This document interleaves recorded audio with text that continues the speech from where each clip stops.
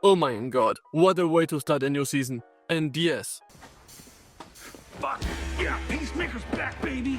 Let's go! Hey, I'm Hector and I will be reviewing episode 1 of Peacemaker season 2. Can't believe it was only a couple of weeks ago that I wasn't caring at all for Peacemaker, and now, after rewatching season 1, I'm so hyped for this show. And you can believe me when I tell you that the first episode delivered. And much has happened since season 1 3 years ago dropped. The Snyderverse died, James Gunn got control of DC, DCU launched with the release of Creature Commanders on Superman, and now Peacemaker just got integrated into the DCU canon. Talking about the devil. At the beginning sequence, when they recapped season 1, they addressed the elephant in the room, the Snyder Justice League appearance at the end of Peacemaker season 1. They filmed those scenes again and retconned the entire thing. Instead of the Justice League, the Justice Gang, along with Superman and Supergirl, appeared in the season 1 flashback scene. I fucking love that change because you can never have too much Guy Gardner in DCU projects. Plus, it just makes sense, and everybody and their mother was expecting James Gunn to make that retcon change. But enough about that. Let's finally talk about the new season and episode. Love the new opening and appreciate the effort put into it. One thing I never liked about adult shows was that they would not have an opening, or that they would reuse the season 1 opening for every following season, like How I Met Your Mother. I don't care how iconic and good an opening intro is. If anime shows can drop a new opening for every new season,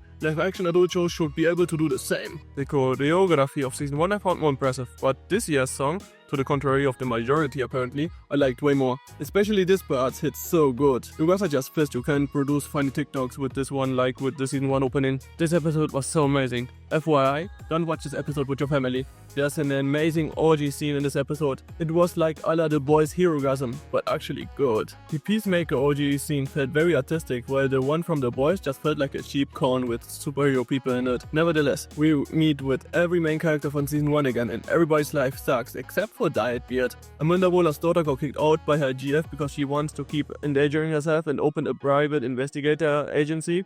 Yo, I'm not fucked. You're living in the worst level of Grand Theft Auto. Peacemaker is depressed as fuck because of the family incident of last season, because Harcourt did not value their one-night stand, and because he is not being taken seriously as a hero. In this episode he tries to join the Justice Gang, and they make fun of him. And because the mute button wasn't working, Peacemaker was hearing everything. Apparently, Guy Gardner and co had been making fun of potential candidates all day, and just during the Peacemaker job interview they realized that the people they interviewed could hear everything. Before Peacemaker even enters, we see a Rabbit Girl-based superhero leave the interview crying. This is supposed to be White Rabbit, by the way, who in the comics is usually a Batman villain. So, we just saw her supervillain origin story, I guess. This scene I even loved more than the orgy one. I laughed my voice out the first time I watched it. Well, let's get to the other characters. Vigilante still sucks and works at the same job where his season 1 work partner is now the boss. Diet Beard works now for Argus, and his main job now is to spy on Peacemaker because Laxenia, who is now the boss of Argus, hates Peacemaker because he sent his son to the Shadow Realm back in the good Suicide Squad movie and just looks for an excuse to lock him up again. And because out of Peacemaker's house they were detecting suspicious stuff. Diet Beard feels bad for doing so, but besides that, he's actually doing pretty fine. Not like Harcourt, who after recovering from the season 1 event, got blacklisted from every American agency, is broke and is dealing with anger issues. One psychologist even diagnosed her with, I'm not joking, toxic masculinity. From all the characters, she profited the most from the first episode. If you watch my season 1 review shorts, you might have noticed that I barely mentioned Harcourt. That's because there was barely anything to talk about. She was a generic female badass boss character who was kinda just there and got hinted at as a future love interest for Peacemaker. If it wasn't for Vigilante, you could argue that she was the worst main character of season 1. Like, what do you say fuck me for? Which is surprising because Harcourt is played by James Gunn's wife.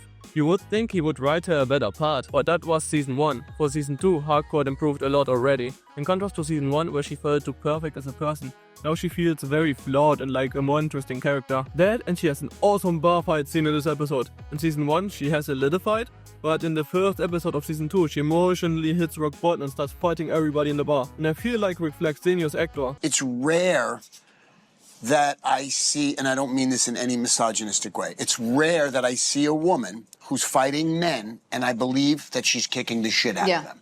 But you own that, man. For a woman, she really sells that bar scene fight well. I liked Harcourt in this episode already way more than in the entirety of season 1. But let's focus again.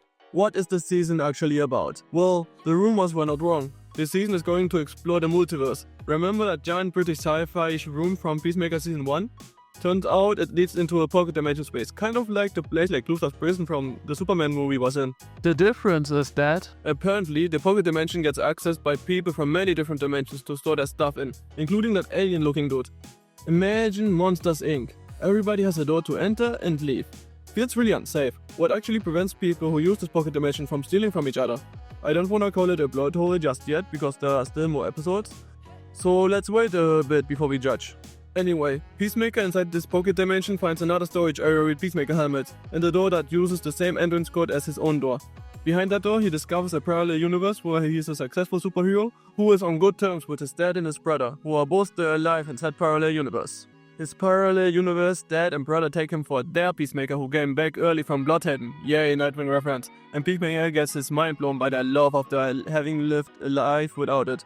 He gets especially mind blown by his parallel universe father, who in this one is actually a kind, good person. Remember, Peacemaker had his falling out with his real dad last season and is still traumatized from it. The first time he sees his parallel universe dad, he actually runs away out of shock. This could have been such a feel-good episode, but the universe truly hates Peacemaker and thought Vigilante was not enough of a punishment, giving him his next canon event. Parallel universe Peacemaker comes home and notices our Peacemaker and tries to send him to the Shadow Realm. But our Peacemaker took his compulsory cut with him and ended up sending the other Peacemaker into the Shadow Realm instead. And Peacemaker officially hits the jackpot because now officially he has taken out everyone in his family, including himself. And that's how the episode ends. Oh my god, that was awesome. I guess in the next episode, PC will pretend to be parallel Peacemaker to find out what a Peacemaker with a perfect happy life actually feels like. Can't wait for the next episode. And because I got delayed so much with this review, I don't even have to wait that long. Let's go! Sorry for the delay. Real life kept me busy again. Usually I'm most of the time alone because I travel and move places a lot, and especially during heat waves, I don't do that much. But I had to have my Phineas and Ferb arc during the one summer vacation I was starting with YouTube. I have been busy almost every day of the last month, and one reason is that I'm about to move countries. Again. But once moved, I should be able to focus on YouTube and Korea once more. Can't wait to be September already.